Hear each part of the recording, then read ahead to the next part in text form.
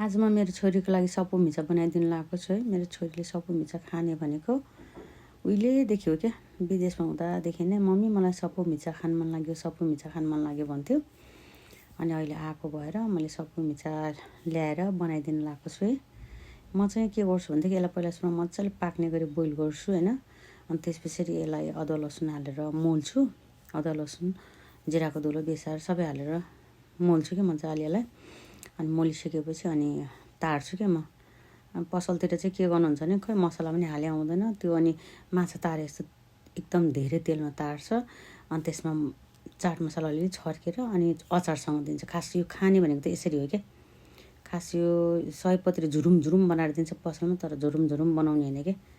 अब मजाले बोइल गर्दै पाक्यो। भुटन जस्तै त हो यो, भुटन नै त हो होइन। भित्र सियो हालेको मात्र त हो। बोन मेरोले गर्दा मात्र सपु मिचा भनेको त हो, भुटन जस्तै हो। भुटन हामीलाई नरम खानु मिठो लाग्छ, यो सयपत्री मलाई नरम खानै मिठो लाग्छ। अनि त्यस भएर म चाहिँ यसरी पकाउँछु।